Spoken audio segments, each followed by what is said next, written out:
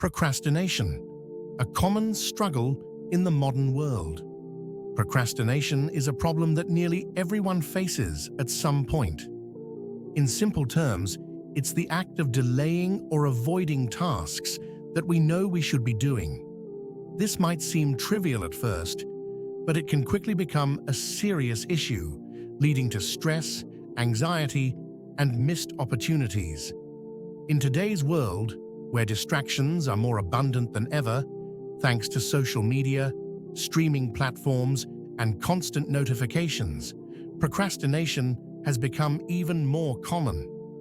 The pressure to constantly be productive, combined with the lure of instant gratification, makes it easier than ever to put things off. But procrastination doesn't just waste time. It's also closely linked to anxiety and feelings of overwhelm. So how can we solve this? In this video, we'll discuss how to break the cycle of procrastination, using proven strategies that not only help you get started, but also tackle the root causes of avoidance. I'd like to also share my own method to avoid procrastination on top of the common methods talked about on the internet. Hope this can be helpful for people who are experiencing it. A few common methods discussed on the internet. Break tasks into smaller, manageable steps. A powerful strategy for tackling procrastination is to break tasks down into smaller, more manageable chunks. Large, complex tasks can feel overwhelming, and the bigger the task, the more likely we are to delay it. Instead of focusing on the entire project, identify the smallest step you can take right now. For example, if you're dreading writing a paper, the first step might be simply to jot down a few bullet points or to research one section. By taking that first small action, you reduce the mental barrier and build momentum. This approach is particularly helpful for overcoming the feeling of paralysis that often accompanies big tasks.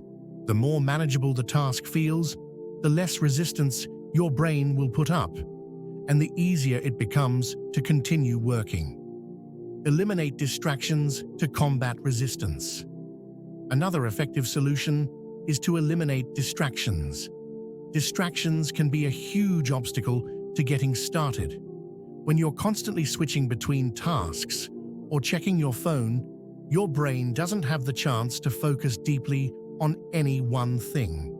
To overcome this, create an environment where distractions are stripped away. Turn off your phone, close unnecessary tabs, and clear your workspace.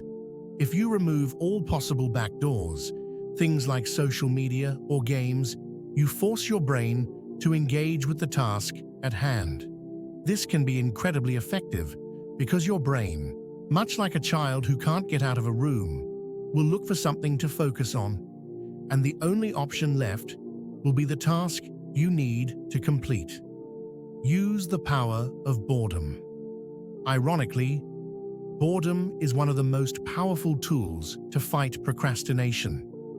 The more you're surrounded by distractions, the more likely it is that your brain will crave instant entertainment. However, if you place yourself in a situation with no entertainment options, your brain will eventually make the task you're avoiding feel more interesting.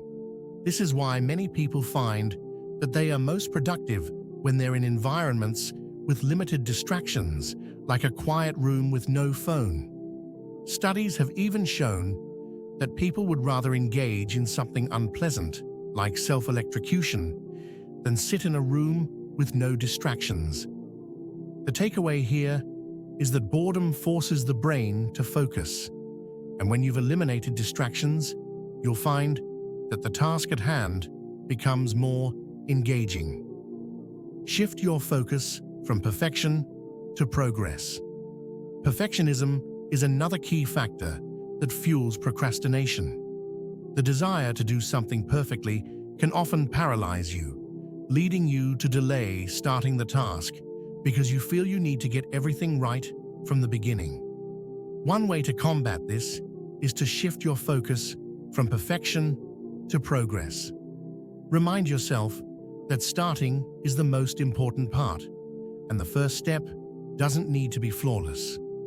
Perfectionism often leads to paralysis, but taking small steps forward, no matter how imperfect, creates momentum that will propel you through the task. The more you focus on making progress rather than being perfect, the easier it becomes to keep moving forward. Build momentum and celebrate small wins. Finally, one of the most effective ways to combat procrastination is to build momentum. When you take that first small step, it's important to acknowledge the progress you've made, no matter how small it seems. Each step forward builds confidence and reduces anxiety. The key is consistency. Once you start and build momentum, the task begins to feel more manageable, and you'll be more likely to keep going. Each small win reinforces the habit of getting things done, and over time, you'll find that procrastination becomes less of an issue. My own method to combat procrastination: setting up a schedule. It might sound ironic, but procrastination often arises when we feel like we don't have much time, when in fact, it's quite the opposite. Think of a typical workday. You wake up to an alarm, follow a routine, and head to the office. You arrive, you start working, and there's no room for procrastination. But contrast this with a weekend or a day working from home. You wake up, check your phone, scroll through social media, and before you know it, hours have passed. Therefore, this trend emerged after the pandemic, when people became accustomed to working from home, which provided more opportunities for procrastination. The key difference here is the structure that comes with a schedule. When you set an alarm for work, your brain tells you that you have no choice but to get up or risk missing your job or being reprimanded. But when you have the option to do anything you want, like on a day off, your brain tends to drift toward distractions, social media, Netflix, or random browsing. These options give instant gratification, making it easy to procrastinate. The solution is simple. Even on your days off, set up a schedule. For example, set an alarm early in the morning for a run, a hike, a bike riding journey, or any activity that requires a commitment. This tells your subconscious that there's something you must do, not just something you can do at any time. It's a powerful tool to reduce procrastination, and it's surprisingly effective. Doing something progressive. This is a unique discovery I've made, and I haven't seen it discussed much online. When you look at the entertainment options we have now compared to the past, the content might be different, but the activities themselves aren't that much of a departure. For instance, people used to watch longer videos, and now we're flooded with TikTok-style short clips. People used to play single-player games with a clear ending, but now multiplayer games are designed to keep you playing indefinitely, competing against others online. Similarly, TV used to mean a single movie in a theater, but now we have Netflix series that stretch a single film or story into multiple seasons. We used to read books slowly, savoring each page, but now audiobooks are often listened to passively while multitasking. The result? We're constantly bombarded by entertainment, much of it in the form of high-intensity stimulation, making it harder to relax and unwind. In this age of continuous media, it's essential to bring back some old-school, progressive forms of recreation. Do something that has a clear beginning and end, something you can fully immerse yourself in. Try reading a hard copy of a book page by page, playing a single-player game, or watching a classic movie. Someone I know even does puzzles in her spare time, as it's both progressive and mind-relaxing. These activities give us the satisfaction of completing something without much sensory overload, which is deeply fulfilling for the brain. It's a reminder that we've achieved something, even just for recreations. Leave the happy hour for the end of the day. It's impossible for human beings to work continuously without leisure. After all, we aren't robots. Some procrastination can actually be beneficial and necessary. It serves as a form of recreation that helps us temporarily clear our minds and re-energize. The only issue is when it's done at the wrong time. Sometimes we seek the cozy feeling of indulging in recreational activities, which is what procrastination often provides. Therefore, when setting up a schedule, it's important to save these moments for the end of the day. Designate specific days for play and fun, because this downtime is essential for our happiness and helps us recharge for the next day.